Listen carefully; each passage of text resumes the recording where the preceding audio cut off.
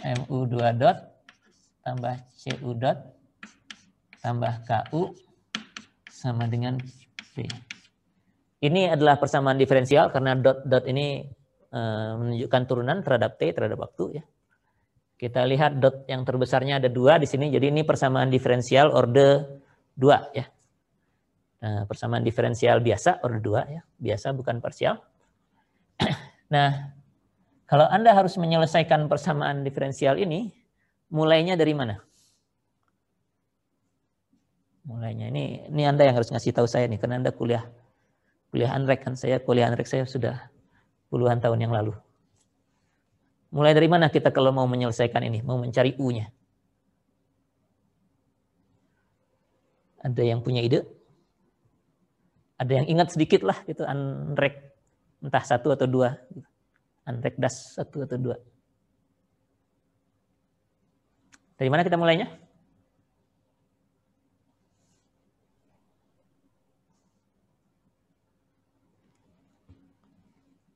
Iya dong. Kalau M, C, dan K itu nanti kalau strukturnya sudah ada, ini hanya diganti angka aja kan ya. Masanya sekian, koefisien redamannya sekian, kekakuannya sekian. Jadi angka semua. U dot dan U2 dot ini yang akan kita cari, jadi biarkan saja dalam bentuk begitu. Sedangkan PT ini gaya ya, gaya yang bekerja, fungsi dari waktu. Given juga, diberikan mestinya. Jadi ya kita perlu mencari U. Mulainya dari mana? Diapakan dulu? 1 dari 3, ada berapa orang ini? 1 dari 40? Ada yang punya? Persamaan parametrik dulu kan, Pak? Diapakan? Bikin persamaan parametrik. Parametrik, sebelum parametrik? Ya, parameternya iya, tapi itu kalau nanti kita ketemu parametriknya jangan-jangan 3 minggu lagi. Sebelum parametrik apa? Solusi ini bentuknya seperti apa?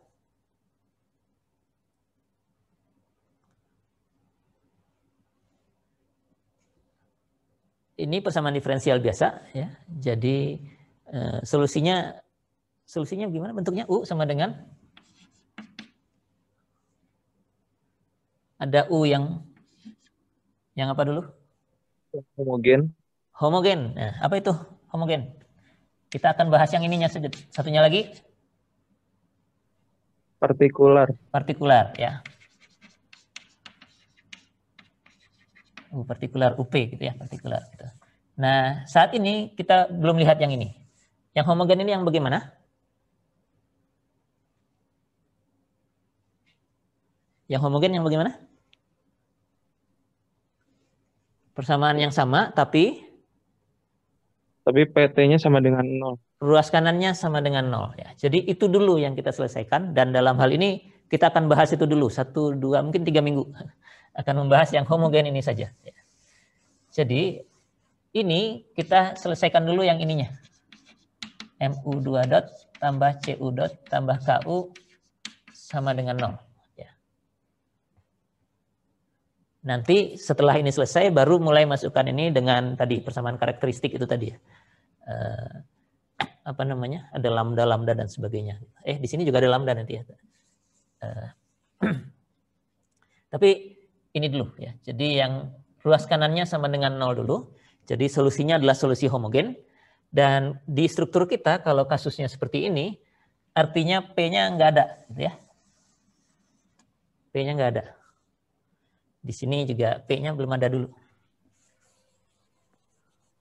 Bisa nggak sih struktur kita bergerak kalau nggak ada gayanya? Bisa nggak? Kalau tidak ada gaya yang bekerja, bisa nggak strukturnya bergerak?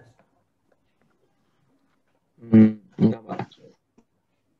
Gimana? Saya tuh tetap masih belum bisa menggedekan volumenya. Tuh, kalau digeser malah mati ininya, layarnya. Nanti coba saya lihat lagi. Apakah bisa strukturnya punya perpindahan U tapi tidak ada gayanya?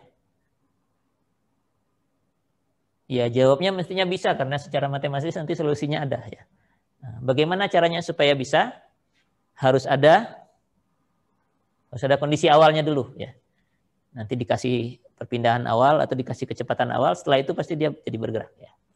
Ya, jadi fisiknya seperti itu, tidak ada gayanya seperti yang tergambar di situ. Di sini tidak ada gayanya, di sini juga tidak ada gayanya gitu ya. Jadi persamaan geraknya tinggal seperti ini ya. Kasusnya nanti ini adalah kita sebutnya ini free vibration. Oh, ini ada istilah baru vibration yang belum sempat dibahas tadi ya. Kasus seperti ini namanya free vibration. Getaran bebas ya. Kalau ini force vibration. Force ini sebenarnya dari gaya gitu ya. Jadi getaran yang ada gayanya, yang disebabkan oleh gaya. Tapi ini kalau di literatur berbahasa Indonesia memang diterjemahkan sebagai force vibration, getaran paksa begitu ya. Karena ada gaya yang menyebabkannya. Nah, free vibration ini getaran dari struktur tidak disebabkan oleh gaya ya. Jadi getaran bebas ya. Terjemahnya ini getaran bebas. Ini mumpung ingat saya bahas getaran dulu. Struktur kita meskipun mengalami perpindahan, itu perpindahannya tidak seperti berpindahnya mobil gitu ya. Pindah ke sana terus saja gitu sampai kapan baru mau berhenti gitu ya. Nggak mungkin ya, karena struktur ini punya elemen-elemen yang kaku. Perpindahannya ini akan kecil ya. Kalau Anda masih ingat dulu waktu masih membahas analisis secara statik, perpindahannya itu kecil, ordernya cuma milimeter atau kurang malah dari milimeter ya. Jadi kalaupun dia berpindah ke kanan, misalnya akibat gaya, pindah ke kanan, perpindahannya kecil gitu. Nah, terus nanti setelah itu kalau masih berpindah juga mungkin dia balik lagi ke kiri gitu ya. Kecil juga, tidak besar-besar, lalu pindah lagi ke kanan, ke kiri dan seterusnya. Jadi perpindahan struktur kita itu bentuknya nanti namanya vibration ya. Jadi dia berpindah di antara posisi seimbangnya, ke kanan sedikit, ke kiri sedikit, ke kanan sedikit, kiri sedikit begitu. Selalu berada di sekitar sini dan perpindahan yang seperti ini itu namanya vibration ya. Tidak terus-menerus ke satu arah aja terus gitu ya. Atau sebaliknya ya. Vibration. Jadi vibration itu terus diterjemahkan sebagai getaran ya. Atau di literatur lain bisa disebutnya juga oscillation ya. 2L ya, oscillation gitu ya. Ya, ini atau vibration. Atau vibration. Ya. Jadi nanti kalau Anda mencari solusi dari persamaan gerak ini, yang mungkin terjadi pada struktur kita hanyalah getaran yang ada di sekitar posisi seimbangnya.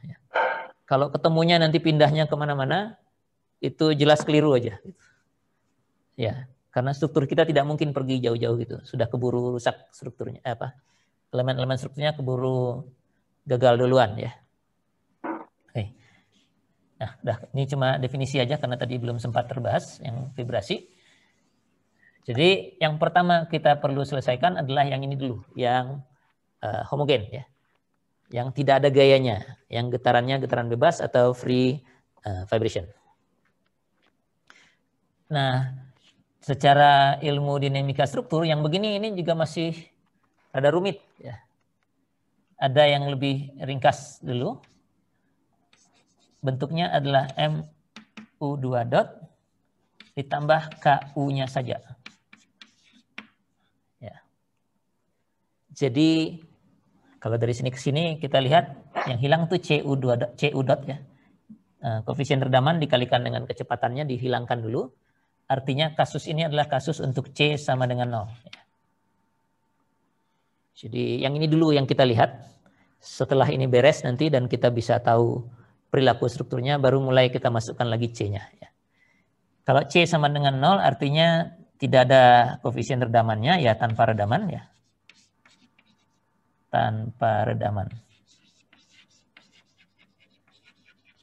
Namanya kasusnya tanpa redaman, atau kalau dalam bahasa Inggrisnya berarti undamped.